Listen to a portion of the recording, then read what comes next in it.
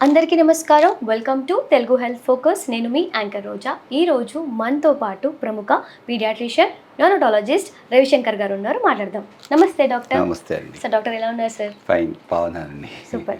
Sir, ఇంతకీ RSV అంటే ఏంటి సార్? అంటే ఈ మధ్య కాలంలో ఎందుకు ఎక్కువగా వినిపిస్తుంది? ఆర్ఎస్వి అన్నది ఒక కైండ్ ఆఫ్ వైరస్. ఇంతకుముందు మనం మటుకి వైరల్ ఇన్ఫెక్షన్ అని అక్కడితో మనం మటుకి ఆగిపోయేవాడవి. అంటే ఏదైనా సరే ఏమొచ్చింది అంటే మనకి మటుకి వైరల్ ఇన్ఫెక్షన్ వచ్చింది. ఇప్పుడు ఏంటంటే ఈ బ్యాక్టీరియా లాగా ఇది ఎటువంటి వైరస్ అని మనం తెలుసుకోవడానికి మనకి ఇప్పుడు కొద్దిగా మటుకి అడ్వాన్స్మెంట్ వచ్చిందన్నమాట. అంటే ఈ వైరసెస్లో కూడా hundreds of kinds of viruses ఉంటాయి. సో ఈ వైరసెస్లో కూడా ఇది ఎటువంటి వైరస్, ఇది ఫ్లూ వైరస్సా, ఆర్ఎస్వి వైరస్సా, లేదా ఇంకో డెంగ్యూ వైరస్సా అని మనం ఇప్పుడు కరెక్ట్గా చెప్పగలిగే పరిస్థితిలో వచ్చామన్నమాట మనం. అంటే we are able to test in a proper way. దీనిని అంటారు మనకి మాలిక్యులర్ టెస్టింగ్ అంటారు అనమాట. ఈ టెస్టింగ్ వచ్చాక మనకి ఈ అవేర్నెస్ వచ్చింది. అంటే ఈ పర్టిక్యులర్ ఇల్నెస్ ఆర్ఎస్వి కాదా, లేదా ఇంకోటి ఏదైనా, అంటే ప్రతి ఇన్ఫెక్షన్కి దానికి లక్షణాలు ఉంటాయన్నమాట. సైన్స్, సిమ్టమ్స్ అన్నీ ఉంటాయన్నమాట. సో అదేవిధంగా ఆర్ఎస్విలో కూడా మనకి అంటే ఈ పర్టికులర్ ఇన్ఫెక్షన్ ఇలాంటి పిల్లల్లో వస్తుంది అని ఇప్పుడు మనం మనకి చెప్పగలుగుతాం అన్నమాట. ఎట్లాగైతే మలేరియా వచ్చింది, టైఫాయిడ్ వచ్చింది, ఆర్ సమ్ డెంగ్యూ వచ్చింది, అలాగే ఆర్ఎస్వి అన్నది కూడా ఇప్పుడు ఇంతకుముందు మనకి ఇది ఎప్పటి నుంచో ఉంది. ఇది ఇప్పుడే కాదు, ఎప్పటి నుంచో ఉంది. కానీ అంతకుముందు మనం ఓన్లీ బట్టి వైరల్ అనేవాళ్ళవి. అంటే వైరల్లో హండ్రెడ్స్ ఆఫ్ వైరసెస్ ఉండేవి. ఇప్పుడు మనం స్పెసిఫిక్గా ఎటువంటి virus, this is RSV virus అని మనం చెప్తున్నామన్నమాట, చెప్పగలుగుతున్నాము, డయాగ్నోస్ మనం మటుకి చేయగలుగుతున్నాం అన్నమాట. ఓకే. సో ఇంతకీ ఆర్ఎస్వి అంటే దేనికి రిలేటెడ్ సార్? అంటే ఆర్ఎస్వి అంటే రెస్పిరేటరీ సిన్సిషియల్ వైరస్ అన్నమాట. అంటే ఇది రెస్పిరేటరీ ట్రాక్ట్ ఉంటుంది కదా, అంటే నోస్, థ్రోట్, లంగ్స్, ఈ వీటిని ఇన్ఫెక్ట్ చేసే వైరస్సే ఆర్ఎస్వి వైరస్ అన్నమాట. సో దీన్ని మనం మటుకి ఆర్ఎస్వి వైరస్ అంటాము. ఇది ఒక కోల్డ్ లాంటిది. ఇప్పుడు సపోజ్ ఇంతకు ముందు మనకి జలుబు, దగ్గు ఇవన్నీ వస్తే ఇప్పుడు కోల్డ్ వచ్చింది అనేవాడు.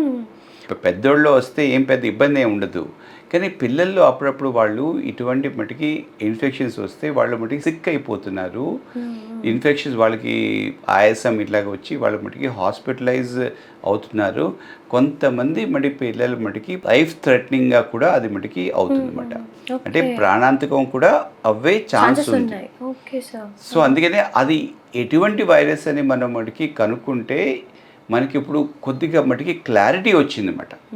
అంటే ఈ మధ్యకాలంలో సైంటిస్ట్కి, డాక్టర్స్కి అందరికీ we are able to tell that this child has this particular viral infection, RSV virus infection. So ఇది ఏంటిది, దీన్ని మనం మటుకి ప్రివెంట్ చేయొచ్చా? ఈ మధ్యకాలంలోనే మనకి మటుకి కొన్ని టైప్ ఆఫ్ మెడిసిన్స్ అన్నీ వచ్చాయన్నమాట.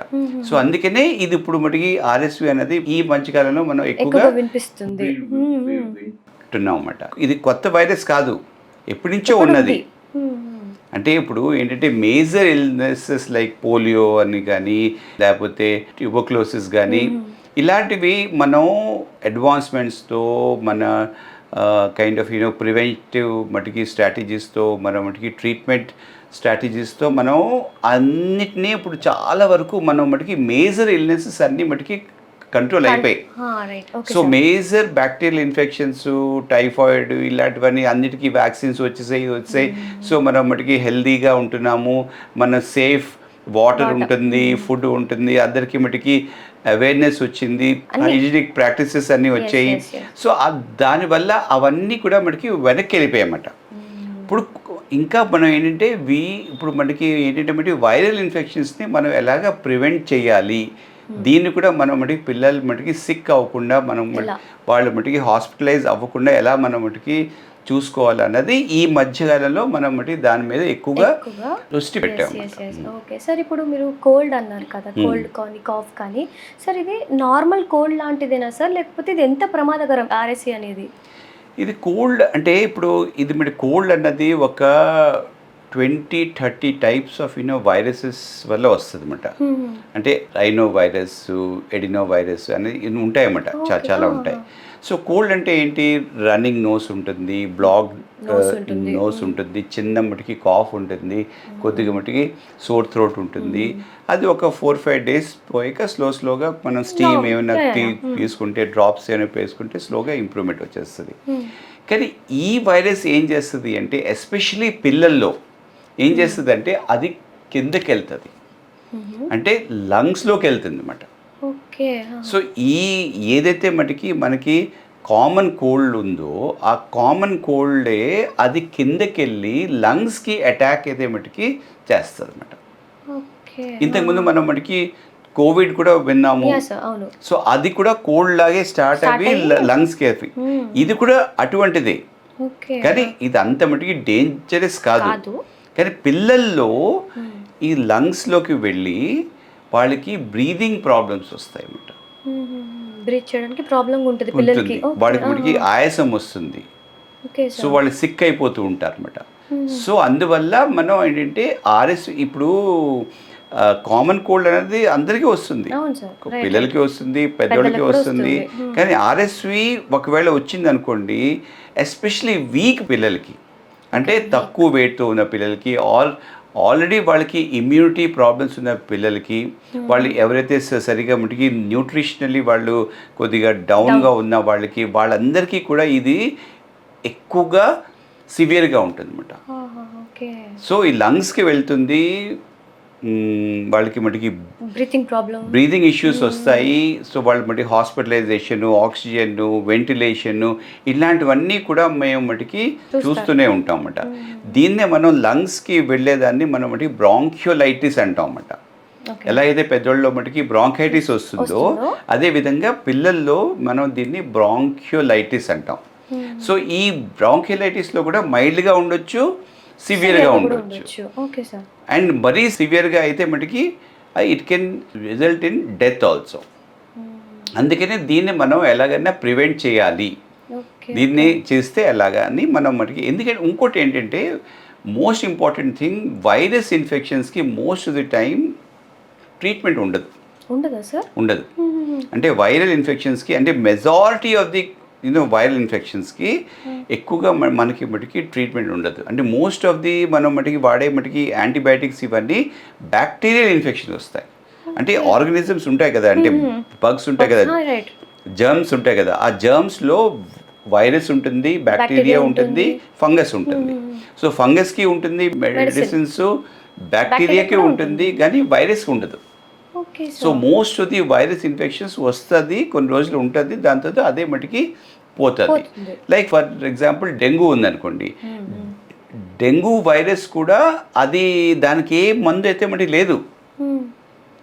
డెంగ్యూ వల్ల చాలా రకాలైన మటుకి ప్రాబ్లమ్స్ మటుకి రావడం వల్ల ఏమవుతుందంటే మనం వాళ్ళని హాస్పిటల్లో అడ్మిట్ చేసి వాళ్ళకి మటుకి స్టెబిలైజ్ చేసి వాళ్ళకి మటుకి బీపీ, ప్లేట్లెట్స్ ఇలాంటివన్నీ మరి బ్లీడింగ్ ఇవన్నీ మనం చూసుకుంటే స్లోగా నెమ్మదిగా వాళ్ళు మటుకి కోలుకుంటారు. కానీ దానికి ఒక స్పెసిఫిక్ మందు అంటూ ఉంటుంది. అట్లాగే చాలా మటుకి వైరల్ ఇన్ఫెక్షన్స్కి మందులు ఉండవు అన్నమాట, కొన్నిటికే ఉంటాయి. సో దాంట్లో కూడా ఆర్ఎస్వి కూడా మందు అయితే ఉండదు. సో అందుకనే మనం మటుకి prevention is more safer. Sir ఇప్పుడు ఆర్ఎస్వికి స్టార్టింగ్ సిమ్టమ్స్ ఎలా కనిపిస్తాయి సార్? అంటే బాబుకి ఆర్ఎస్వి తోటి సఫర్ అవుతున్నారు అంటే ఎలా తెలుస్తుంది? ఇప్పుడు నేను ఇంతకుముందు చెప్పాను కదా, ఏంటంటే it's like any other cold, common cold, running nose, fever, లేకపోతే కొద్దిగా మైల్డ్ కాఫ్ ఇలాంటివన్నీ ఉంటాయన్నమాట. సో దాంతో ఉంటే ఏం పెద్ద ఇబ్బంది లేదు. But once the child starts to become dullness వచ్చేసింది, ఫీడింగ్స్ సరిగ్గా మటుకి తీసుకోవటం లేదు, అండ్ ఫాస్ట్ బ్రీదింగ్ ఉంది, ఆర్ బాగా వాళ్ళ హ్యాండ్స్ అండ్ ఫీట్ బ్లూయిష్గా మటుకి అయిపోతున్నాయి. ఇలా ఉంటే దాని అర్థం ఏంటంటే దానికి మటుకి ఆక్సిజన్ ప్రాబ్లం అయినట్లు అన్నమాట. So what happens is that once the virus attacks the lungs, then they have difficulty in breathing issue. దాంతో ఏంటంటే బ్లడ్లోకి మటుకి ఆక్సిజన్ వెళ్ళడం తగ్గిపోతుంది. తగ్గిపోయింది. ఓకే. వాళ్ళు బ్లూగా మటుకి మారిపోతారు అప్పుడప్పుడు. సో ఎవరైతే అంటే కామన్ కోల్డ్లో కూడా మనం ఇవి మటుకి నేసల్ డ్రాప్స్ కొద్ది స్టీమ్ ఇచ్చి పారాసిటమాల్ ఇస్తే వాళ్ళు మటుకి బాగానే ఉంటారన్నమాట. నార్మల్ అవుతుంది. అలా ఇచ్చినా సరే వాళ్ళు రికవర్ అవ్వట్లేదు, వాళ్ళు డల్గా ఉంటున్నారు, పాలు సరిగా మటుకి తీసుకోవటం లేదు అన్న వాళ్ళకి మనం అంటే అప్పుడు మనకి డౌట్ పడాలి. షర్ట్ అంతా తీసి మనం చూస్తే వాళ్ళ మటుకి బ్రీదింగ్ అని ఫాస్ట్గా ఉంది అంటే దెర్ ఈజ్ సంథింగ్ రాంగ్. అది ఆర్ఎస్వి అయి ఉండొచ్చు, లేకపోతే న్యూమోనియా అయి ఉండొచ్చు. అంటే నేను చెప్పిన మటుకి బ్రాంకిలైటిస్ అని చెప్పాను కదా, ఆ బ్రాంకిలైటిస్ కూడా ఒక టైప్ ఆఫ్ వైరల్ న్యూమోనియా అంటారు. మరి వినే ఉంటారు కదా న్యూమోనియా, అది కూడా వైరల్ ఇన్ఫెక్షన్ వల్ల. So this is a type of viral pneumonia అన్నమాట. సో మన ఇంట్లో మనం దాని గురించి మనం తెలుసుకోవాలి అంటే ఏంటంటే కోల్డ్గా ఉంటే చాలు. ఒకవేళ అది ఎక్కువ అవుతుంది, బ్రీదింగ్ ప్రాబ్లం వస్తుంది, ఫీడింగ్ సరిగా వాళ్ళ మటుకి తీసుకోవటం లేదు అంటే అప్పుడు మనం there is something wrong. It can be more than a common cold. అప్పుడు మనం డెఫినెట్గా మనం హాస్పిటల్ కానీ క్లినిక్ కానీ వెళ్ళాల్సి ఉంటుంది, తీసుకెళ్ళాలి. అండ్ ఒకసారి చెక్ చేయించుకోవాలన్నమాట. అంటే ఎవ్రీథింగ్ ఈజ్ ఫైన్, వాళ్ళ బట్టి బ్రీదింగ్ రేట్ ఎలా ఉంది, చెస్ట్ మటుకి ఆస్కల్టేట్ మటుకి చేసి చూస్తారన్నమాట. అవసరమైతే ఎక్స్రే తీస్తారు. అండ్ ఆక్సిజన్ సాచురేషన్స్ కూడా చెక్ చేస్తారు. చెక్ చేసి ఇది మనం ఏమైనా మటుకి దీనికి ఇంకా ఏమైనా మనం చేయాలా వద్దా అనేసి మనం మటుకి తెలుసుకోవచ్చు అన్నమాట. సో పేరెంట్స్ ఖచ్చితంగా గమనించుకుంటుండాలి, ఇది నార్మల్ కోల్డా లేకపోతే పాప కానీ బాబు కానీ ఏదైనా సఫర్ అవుతుందా, అది లంగ్స్లోకి వెళ్తుందా లేదా అనేసి కొద్దిగా మైండ్లో మటుకి పెట్టుకోవాలన్నమాట. కొంచెం కేర్ఫుల్గా ఉండాలి. సార్ ఇప్పుడు ఈ ఇన్ఫెక్షన్ అనేది ఆర్ఎస్వి అనేది ఎలాంటి పిల్లల్లో దాని ఎఫెక్ట్ అనేది ఎక్కువ ఉంటుంది సార్? ఇది ఏ పిల్లల్లో అన్నా ఇలాగైతే ఉండొచ్చు. అంటే హెల్దీగా ఉండే పిల్లల్లో కూడా మటుకి ఆర్ఎస్వి ఇన్ఫెక్షన్ వస్తుంది. ఇన్ఫ్యాక్ట్ ఏంటంటే ప్రతి ఒక్కరికి వస్తుంది, ప్రతి ఒక్కరికి ఇది one of the common infections అన్నమాట. సో ఆర్ఎస్వి ఇన్ఫెక్షన్ మటుకి రావడం అన్నది ఆల్మోస్ట్ యూనివర్సల్. ప్రతి ఒక్కరికి ఏదో టైంలో వచ్చేస్తుంది. ఎస్పెషలీ 2 years కంటే తక్కువ ఉన్న వాళ్ళకి, పెద్దాళ్ళకి, అప్పుడప్పుడు బాగా మటుకి వయసు ఉన్న వాళ్ళకి కూడా వస్తూ ఉంటుంది అన్నమాట. కానీ మనకి కాంప్లికేషన్స్ అనేవి ఎవరిలో వస్తాయి? ఎక్కువగా మటుకి కాంప్లికేషన్స్లో వచ్చేసి వీక్ పిల్లల్లో వస్తాయి. అంటే ఎస్పెషలీ మటుకి ప్రీమెచ్యూర్ పిల్లల్లో ఎక్కువ వస్తాయి.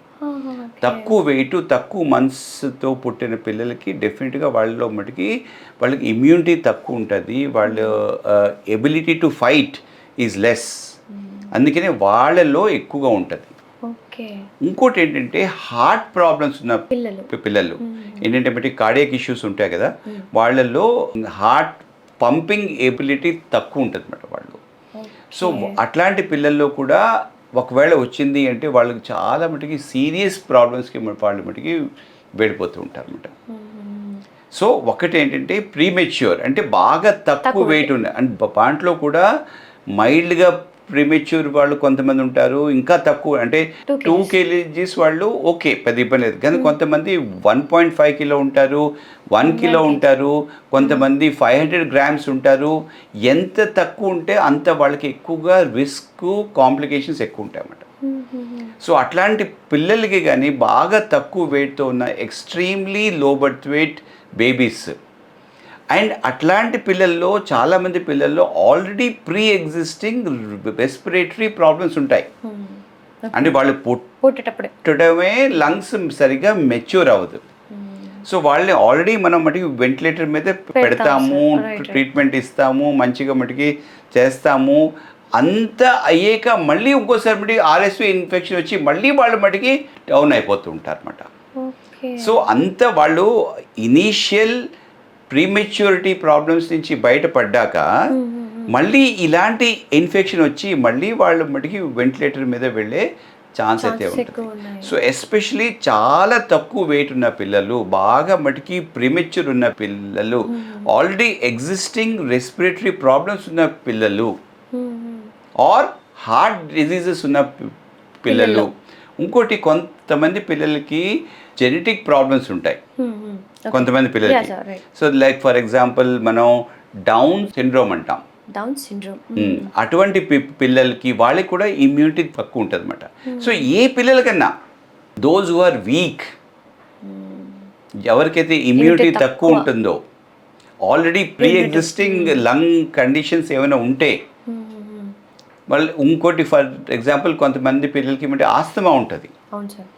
సో అట్లాంటి పిల్లలకి కానీ ఒకవేళ ఇది కానీ ఆర్ఎస్వి వచ్చింది అంటే దానివల్ల వాళ్ళు చాలా ఇబ్బంది ఉంటుంది. వాళ్ళు మటుకి ప్రాబ్లమ్స్ మటుకి ఫేస్ చేయాల్సి వస్తుంది. వాళ్ళు డెఫినెట్గా మటుకి హాస్పిటలైజ్ అవ్వాల్సి వస్తుంది. హాస్పిటల్లో కూడా ఆక్సిజన్ ఇస్తారు, అప్పుడప్పుడు మటుకి వెంటిలేటర్ మీద పెట్టాల్సి వస్తుంది. చాలా ప్రొలాంగ్డ్ స్టే ఉండొచ్చు, అంటే మళ్ళీ 10-15 days అలా ఉండాల్సి వస్తుంది. బాగా ఎక్స్పెన్సెస్ అవుతాయి, ప్లస్ లైఫ్ రిస్క్ కూడా ఉంటుంది అనమాట.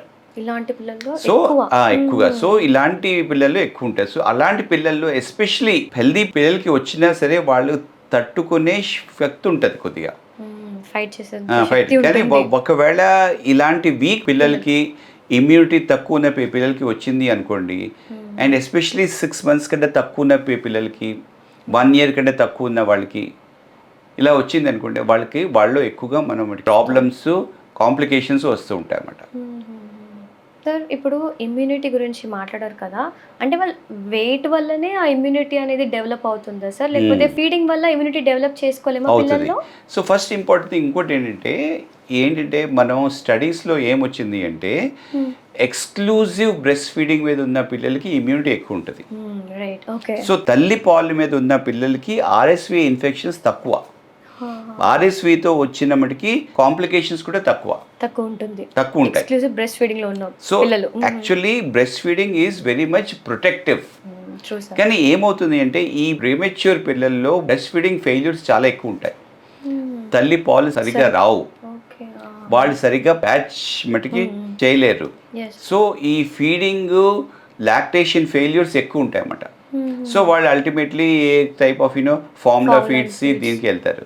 సో నాన్ బ్రెస్ట్ మిల్క్ అంటే సమ్ కైండ్ ఆఫ్ ఫార్ములా కానీ ఇంకా వేరే మిల్క్ ఇచ్చే పిల్లలకి ఇమ్యూనిటీ డెఫినెట్గా తక్కువ ఉంటుంది. So one of the important thing ఏంటంటే ఎక్స్క్లూజివ్ బ్రెస్ట్ ఫీడింగ్ అన్నది మనం మటుకి ప్రమోట్ చేయాలి.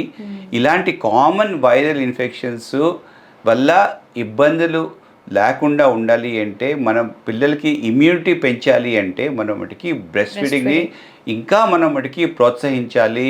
ప్రతి ఒక్కరిలో అది ఉండాలి. ఈవెన్ ప్రీమెచ్యూర్ బేబీస్కి కూడా ఎక్స్క్లూజివ్ బ్రెస్ట్ ఫీడింగ్ ఇస్తే ఇలాంటి కాంప్లికేషన్స్ వచ్చే ఛాన్స్ తక్కువ ఉంటుంది. కానీ వస్తుంది కానీ తక్కువ ఉంటుంది, ఫైట్ చేయొచ్చు. So that breast milk that power immunity తోటి ఫైట్ చేసేలా చేస్తారు. సార్ ఇప్పుడు ఈ ఆర్ఎస్వి అనేది సీజనల్ ఇన్ఫెక్షనా సార్? మనం ఎలాంటి సీజన్లో ఇంకెక్కువ జాగ్రత్తగా ఉండాలి? ఇది మనకందరికీ మటుకి తెలిసిందే ఏంటంటే ఎక్కువగా మటుకి వైరల్ ఇన్ఫెక్షన్స్ వింటర్లో ఎక్కువ ఉంటాయి. వింటర్లో ఎక్కువ ఉంటాయి మనకి, అంటే కోల్డ్, అంటే సమ్మర్లో అంత ఎక్కువ ఉండదు. సో రెయినీ సీజన్లో ఇంకా వింటర్లో ఇలాంటివి ఆర్ఎస్వి వల్ల వచ్చిన ఇన్ఫెక్షన్స్ ఎక్కువ ఉంటాయి అన్నమాట. కానీ వేరే టైంలో కూడా ఇది మటుకి రావచ్చు. అంటే ఎక్స్క్లూజివ్గా వింటరు రెయినీ సీజన్లోనే వస్తుందని కాదు, అది ఏ సీజన్లో అన్నా కూడా మనకి మటుకి వస్తుంది, రావచ్చు. ఎక్కువగా మటుకి చూసేది ఏంటంటే వింటరు రెయినీ సీజన్లో అన్నమాట. అట్లా అని అంటే చిన్నపిల్లలకి ఎస్పెషల్లీ నేను ఇంతకుముందు చెప్పాను కదా, ఈ ప్రీమెచ్యూర్ బేబీస్లో వాళ్ళకి ఎప్పుడైనా వస్తుంది, ఎప్పుడన్నా వచ్చే ఛాన్స్ ఉంటుంది. సో ఎస్పెషలీ మనం ఈ టైంలో మనం మటుకి జాగ్రత్తగా ఉండాలి. సార్ ఇది ఎంత ఫాస్ట్గా స్ప్రెడ్ అయిపోతుంది సార్? ఇది ఇన్ఫ్యాక్ట్ చాలా ఫాస్ట్గా స్ప్రెడ్ అవుతుంది. ఇది ఒకళ్ళ నుంచి ఒకళ్ళకి స్ప్రెడ్ అవుతుంది. ఇది ఎట్లా స్ప్రెడ్ అవుతుంది అంటే ఇది రెస్పిరేటరీ ట్రాక్ట్ నుంచి స్ప్రెడ్ అవుతుంది.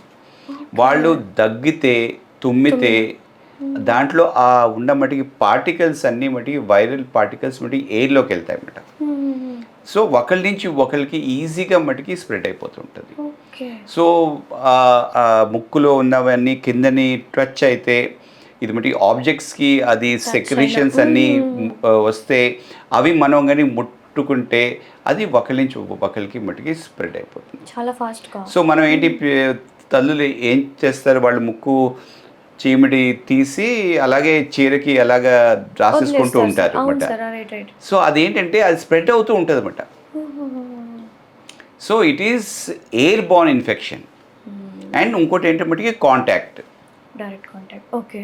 ఈ రెస్పిరేటరీ ఇన్ఫెక్షన్ అనమాట. వాళ్ళు గొంతు నుంచి ముక్కు నుంచి వస్తూ ఉంటుంది అనమాట. ఎస్పెషలీ పిల్లలకి మధ్యలో ఈజీగా మనకి స్ప్రెడ్ అయిపోతుంది. చాలా త్వరగా పిల్లలు ఏంటి, వాళ్ళు దగ్గరగా ఒకరికి దగ్గరగా వస్తారు, రాసుకుంటారు, పూసుకుంటారు. ఇంకోటి ఏంటి, టాయ్స్ కూడా వాళ్ళు మనకి నోట్లో పెట్టుకుంటారు, ఆ ముక్కులోది దానికి అంటిస్తారు. అదే టాయ్ ఇంకొక పిల్లాడు మటుకి వాడుకుంటాడు. ఇంకోటి మటుకి హ్యాండ్ వాషింగ్ వాళ్ళు మటుకి చేసుకోరు. సో ఇలాగ ఈజీగా ఒకరి నుంచి ఒకరికి చాలా ఫాస్ట్గా స్ప్రెడ్ అయిపోతుంది.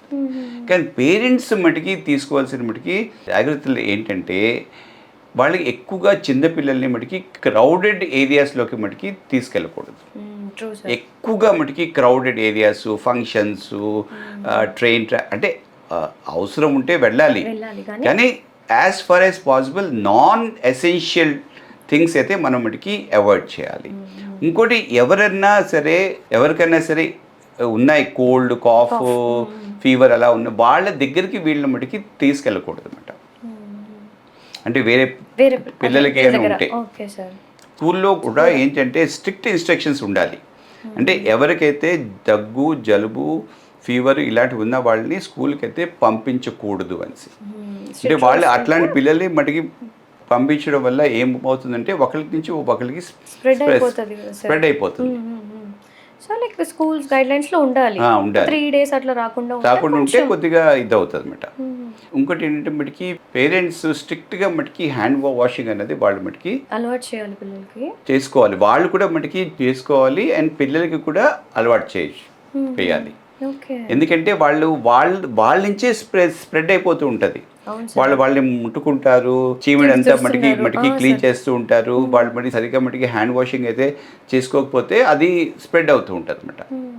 హ్యాండ్ వాషింగ్ కానీ లేకపోతే మటుకి ఆల్కహాల్ రబ్ ఉంటుంది కదా, అంటే మన శానిటైజర్స్ అవన్నీ సరే శుభ్రంగా మనం మటుకి వాడుకోవాలన్నమాట.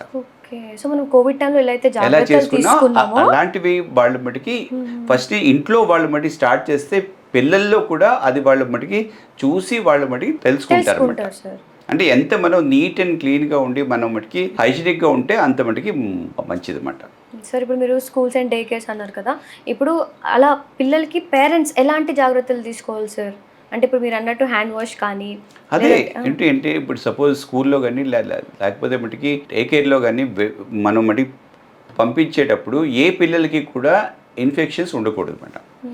ఇలాంటి మటుకి viral infections, cold, cough, fever ఇలాంటివి ఉన్నప్పుడు వాళ్ళు అసలు అక్కడ వెళ్ళకూడదు. ఇంకా ఒకటి మనం తెలుసుకుంటే మనం అలాంటి ప్లేస్కి పంపించకూడదు. చాలా జాగ్రత్త ఇది, ఎందుకంటే చాలా ఫాస్ట్ స్ప్రెడ్డింగ్. ఎందుకంటే these kind of viral infections, ఇవన్నీ ఎయిర్ బార్న్ వైరల్ ఇన్ఫెక్షన్స్ చాలా ఫాస్ట్గా స్ప్రెడ్ అవుతూ ఉంటాయి అన్నమాట. తొందరగా ఎఫెక్ట్ కూడా అవుతాయి. సో అది చాలా ఫాస్ట్గా మనకి ట్రావెల్ అవుతుంది, కోల్డ్ వస్తుంది, కాఫ్ వస్తుంది, ప్లస్ కొంతమంది పిల్లల్లో బ్రీదింగ్ ప్రాబ్లమ్స్ కూడా స్టార్ట్ అయిపోతుంటాయి అన్నమాట. సో ఖచ్చితంగా ఏమైనా స్కూల్ గైడ్ లైన్స్ లో కూడా పేరెంట్స్ కూడా అంతే జాగ్రత్తగా ఉండాలి. సో నార్మల్ కోల్డ్ అని కాకుండా ఎవ్రీ టైం హైజీనిక్ గా ఉంటేనే చాలా బెటర్. మనం ఇది మటుకి నార్మల్ కోల్డా, ఇది మటుకి ఆర్ఎస్వి కోల్డా మనం చెప్పలేము. ఎఫెక్ట్ అయిన తర్వాతే తెలుస్తుంది, టెస్ట్ చేస్తేనే కానీ చెప్పలేము. సో మంచిది ఏంటంటే మనం మటుకి హెల్దీ హ్యాబిట్స్ అనేవి ఉండాలన్నమాట. పెద్దోళ్ళు, పిల్లల్లో అందరు కూడా హెల్దీగా ఉంటే అంత మటుకి హ్యాండ్ కర్చీఫ్ కూడా అది మటుకి హ్యాండ్ కర్చీఫ్లో చీమిడి తుడి చేసి పెట్టేసుకోవడం, మళ్ళీ అలాంటివన్నీ టచ్ చేయడం అలా ఉండకూడదు. చాలా నీట్ అండ్ క్లీన్గా ఉండాలన్నమాట. మనం ఎంత హైజీనిక్ ఉంటే ఇలాంటి వైరస్ రాకుండా అంత మంచి ఛాన్సెస్ ఉంటాయి. Okay sir. సార్ ఇప్పుడు ఈ వైరస్ అనేది ఇంత ఫాస్ట్గా స్ప్రెడ్ అయిపోతుంది అంటున్నారు కదా సార్, అంటే వీటిని ప్రివెంట్ చేసుకోవడానికి మనకి ఏదైనా వ్యాక్సిన్స్ ఉంటాయా, లేకపోతే ఇంజెక్షన్స్ ఏదైనా ఉంటాయా? ఇప్పుడు ఇది మటుకి ఆర్ఎస్వి ఇన్ఫెక్షన్కి ఫస్ట్ మటుకి ప్రివెన్షన్ నేను ఇంతకు ముందే చెప్పాను, బ్రెస్ట్ ఫీడింగ్ అనేది చాలా ఇంపార్టెంట్. ప్రతి తల్లి తన బిడ్డకి మటుకి పూర్తిగా తన పాలు ఒకటే ఇస్తే, అంటే స్టడీస్లో కూడా ఏంటంటే మటుకి ప్రూవ్ అయింది ఏంటంటే తల్లిపాలు మీద ఉన్న పిల్లలకి ఆర్ఎస్వి ఇన్ఫెక్షన్ తక్కువ వస్తుంది, వచ్చినా సరే మైల్డ్గా ఉంటుంది. మైల్డ్గా ఉంటుంది. ఓకే. సో దానివల్ల పెద్ద ఇబ్బంది లేదు. సో ఫస్ట్ ఇంపార్టెంట్ థింగ్ ఏంటంటే బ్రెస్ట్ ఫీడింగ్. ఇంకోటి నెంబర్ 2 చెప్పానంటే ఇది మటుకి హ్యాండ్ హైజీను. అంటే మనం మటుకి హైజీనిక్గా ఉండాలి. మనం పిల్లల్ని ఒక పర్టికులర్ ప్లేస్లో సేఫ్ ప్లేస్లో ఉంచాలి. క్రౌడెడ్ ఏరియాస్లో మనం మటుకి తీసుకెళ్ళకూడదు. వేరే పిల్లలకి ఎవరికన్నా ఫీవర్స్, ఇన్ఫెక్షన్స్, కోల్డ్, కాఫ్ ఉన్న వాళ్ళ దగ్గరికి మనం మటుకి ఎక్స్పోజ్ అయితే చేయకూడదు. సో దాంతో మనకి చాలా వరకు మనకి ఎక్స్క్లూజివ్ బ్రెస్ట్ ఫీడింగ్ ప్లస్ ఇలాంటి స్మాల్ థింగ్స్ మనం దీని గురించి మనం కానీ చూసుకుంటే they will not get a infection అనమాట. ఇప్పుడు కొంతమందికి వీక్ ఉన్న పిల్లలు, నేను ఇంతకు ముందే చెప్పాను, తక్కువ వెయిట్తో పుట్టిన పిల్లలు, ఇమెచ్యూర్ పిల్లలు or some other kind of heart problems, lung problems ఉన్న పిల్లలకి, అట్లాంటి పిల్లలకి ఎనీహో అది వస్తే చాలా సివియర్గా ఉంటుంది అనమాట. సో ఇప్పుడు ఏంటంటే దానికి ప్రివెన్షన్గా ఒక మందు అయితే వచ్చింది. అంటే ఆ మందు బట్టి వ్యాక్సిన్ కాదు, వ్యాక్సిన్ లాంటిది. అంటే మనం అంటే యూజువల్గా మనం ఇస్తాం కదా, మనం బట్టి వ్యాక్సిన్స్ ఇస్తాం కదా, అది బట్టి వ్యాక్సిన్ మనం ఇస్తే అదేంటే లైఫ్ లాంగ్ మనకి ఇమ్యూనిటీ వస్తుంది. కానీ ఇది ఈ మందు ఇప్పుడు వచ్చింది 1 year వరకే పనిచేస్తుంది. 1 year. ఇప్పుడు అది ఈ మధ్యకాలంలో లాస్ట్ 1.5 year నుంచి వచ్చిందన్నమాట. ఈ ఇంజెక్షన్నే మనం మటుకి మోనోక్లోనల్ యాంటీబాడీస్ అంటాం అన్నమాట. దీన్నే దాని పేరేంటే సివిమ్యాబ్ అంటాం. ఇది ఒక మందు వచ్చింది, అంటే వరల్డ్లోనే లాస్ట్ 5-6 years బ్యాక్ నుంచి వచ్చింది. ఇప్పుడు ఇండియాలో కూడా లాస్ట్ 1.5 year బ్యాక్ నుంచి ఉందన్నమాట. సో ఈ అప్పుడే పుట్టిన పిల్లలకి అంటే ఫస్ట్ మంత్లో కానీ మనం ఇచ్చి వాళ్ళు ఇంకా బయట ప్రపంచానికి ఎక్స్పోజ్ అవ్వకుండా ఉన్నప్పుడే మనం కానీ ఇస్తే 1 year వరకు ఆర్ఎస్వి ఇన్ఫెక్షన్ అయితే రాదు. అది అవసరం అనుకుంటే 2nd yearలో కూడా ఇవ్వచ్చు. అంటే యూజువల్గా మనకి ప్రాబ్లమ్స్ అన్నీ ఫస్ట్ 1 yearలోనే ఉంటాయన్నమాట. అంటే ఆర్ఎస్వి ఇన్ఫెక్షన్ పెద్ద పిల్లల్లో వస్తే ఏం పెద్ద ఇబ్బంది ఉండదు, అంత టెన్షన్ ఉండదు. చిన్న పిల్లలు, చంటి పిల్లలు, న్యూబార్న్ బేబీస్, ప్రీమెచ్యూర్ బేబీస్, ఇలాంటి పిల్లల్లో అవి ఎక్కువగా ఇష్యూ వస్తుంది. కానీ మేజర్ కైండ్ ఆఫ్ హర్డల్ ఏంటంటే ఇది చాలా expensive. Almost 1 injection will cost 20K అన్నమాట, 20,000 rupees. సో ప్రతి ఒక్కరికి ఇవ్వకపోయినా ఎవరికైతే ఆర్ఎస్వి ఇన్ఫెక్షన్ వల్ల ఎక్కువగా మటుకి కాంప్లికేషన్స్ వస్తాయో అటువంటి పిల్లలకి ఇస్తే చాలా మంచిది. ఎందుకంటే ఒకసారి వాళ్ళు మటుకి హాస్పిటలైజ్ అయ్యారంటే వాళ్ళ మటుకి ఫ్యామిలీ అంతా చాలా మటుకి స్ట్రెస్లోకి వెళ్తారు. మళ్ళీ వాళ్ళకి టైం అంతా స్పెండ్ అయిపోతుంది, బోల్డ్ అంతా మటుకి మనీ కూడా స్పెండ్ అవుతుంది. It is far more than 20K. ఆ టెన్షన్ పడే కంటే before. So exclusive breast feeding ఇవ్వని పిల్లలకి కూడా మనం ఇవ్వచ్చు అనమాట. అంటే ఎక్స్క్లూజివ్గా తల్లిపాలు ఉన్న వాళ్ళకి జనరల్గా ఆర్ఎస్వి ఇన్ఫెక్షన్ వచ్చినా అది మైల్డ్గానే ఉంటుంది. ఫార్ములా వాళ్ళ మీద ఉన్నారు వాళ్ళకి, ఆర్ ఏదో సమ్ ఇష్యూస్ ఉన్నాయి, అట్లాంటి వాళ్ళకి ఇస్తే ఇది కూడా ఒక టైప్ ఆఫ్ వ్యాక్సిన్ లాంటిదే అన్నమాట. కానీ but it is called as passive immunity అన్నమాట. It is not active immunity.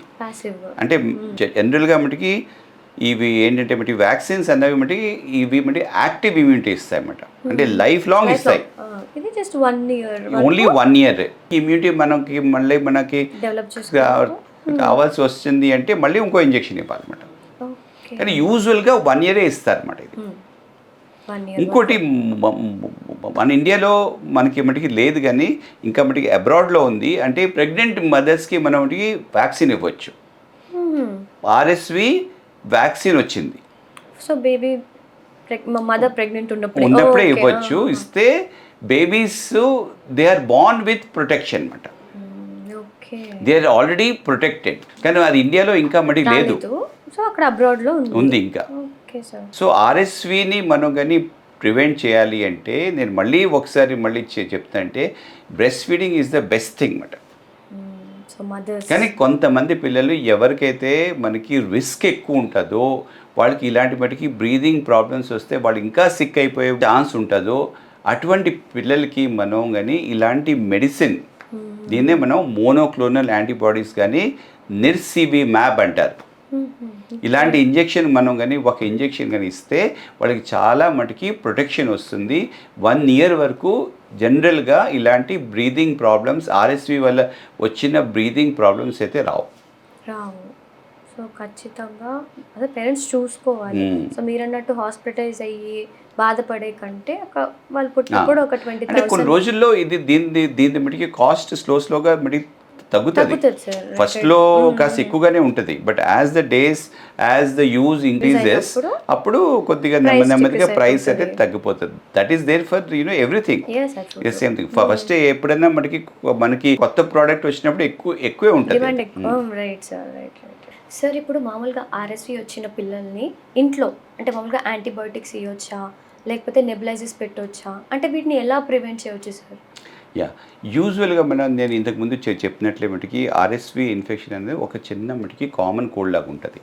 So వాళ్ళకి ఏంటంటే రన్నింగ్ నోస్, ఫీవరు, చిన్న కాఫ్ ఉంటుంది అనమాట. సో యూజువల్గా మనకి ఏ రకమైన మటుకి మెడిసిన్స్ అక్కర్లేదు.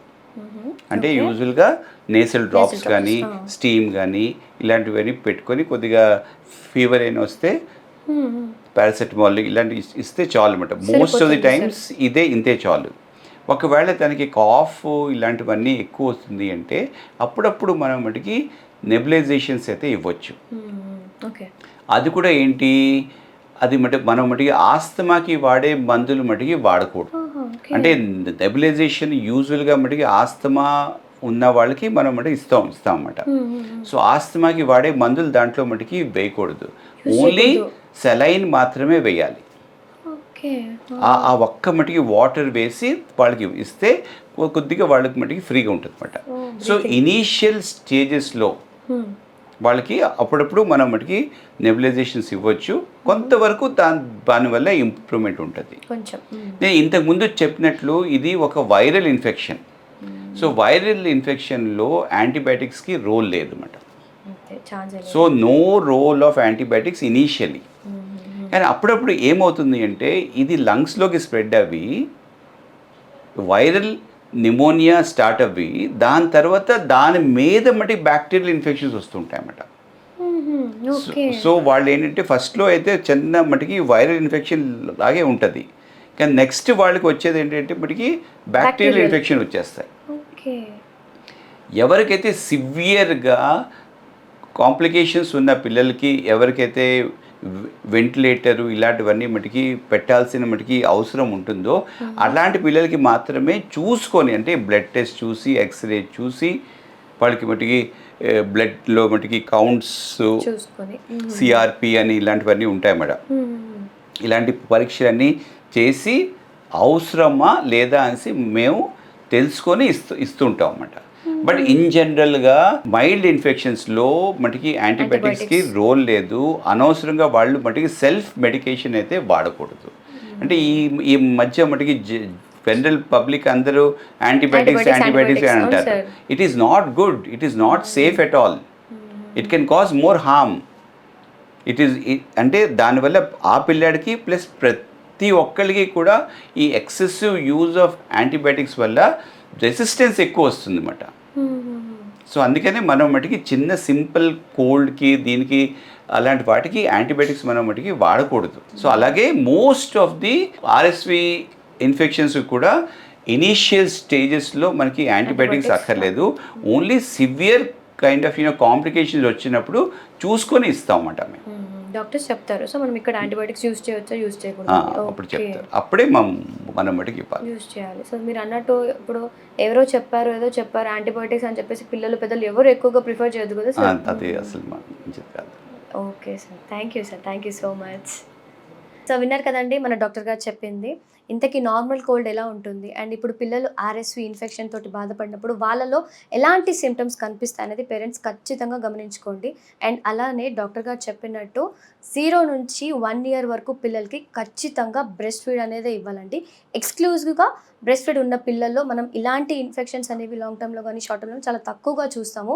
సపోర్ట్ బ్రెస్ట్ ఫీడ్ అండ్ అలానే హైజీనిక్ అనేది ఎంత ఇంపార్టెంట్. సో చిన్నప్పుడు మనం స్కూల్‌లో నేర్చుకున్నాం కదండీ! హ్యాండ్స్ వాష్ చేసుకోవాలి, మన ఫ్లోర్ నీట్‌గా పెట్టుకోవాలి. అండ్ అలానే పేరెంట్స్ కూడా బయట ఎక్కడికి వెళ్ళినా, ఆఫీస్‌కి వెళ్ళినా, ఎక్కడి నుంచి వెళ్ళొచ్చినా గానీ ఇంటికొచ్చిన తర్వాత హ్యాండ్స్ మంచిగా వాష్ చేసుకున్న తర్వాతనే పిల్లల్ని ఎత్తుకోండి. డైరెక్ట్‌గా వెళ్ళిపోయి బయట మీరంతా తిరిగేసి వచ్చి ఇలా పిల్లల్ని ఎత్తుకోవడం వల్ల కూడా చాలా ఫాస్ట్‌గా ఈ ఇన్ఫెక్షన్స్ అనేవి కూడా స్ప్రెడ్ అయిపోతుంటాయి. అండ్ డాక్టర్ గారు చెప్పారు కదండీ! ఇప్పుడు ప్రీటర్మ్ బేబీస్ కానీ, లేకపోతే ఏదైనా కొంచెం ఇష్యూస్, హార్ట్ ఇష్యూస్ కానీ, రెస్పిరేటరీ ఇష్యూస్ ఉన్న పిల్లల్లో మనకి ఇన్ఫెక్షన్స్ అనేవి ఎక్కువగా కనిపిస్తాయి కాబట్టి, దీనికొక ఇంజెక్షన్ కూడా రావడం జరిగింది. It cost 20,000. మీరు తర్వాత బాధపడే కంటే ఒకసారి ఇన్వెస్ట్ చేసుకుంటే 1 ఇయర్ వరకు మనం బేబీని సేఫ్‌గా ఉంచుకోవచ్చు. అండ్ డాక్టర్ గారు చెప్పిన టిప్స్ అండ్ అవన్నీ కూడా ఫాలో అవుతే చాలా పిల్లలు సేఫ్‌గా ఉంటారు. మనం కూడా హ్యాపీగా ఉంటాం. Thank you so much.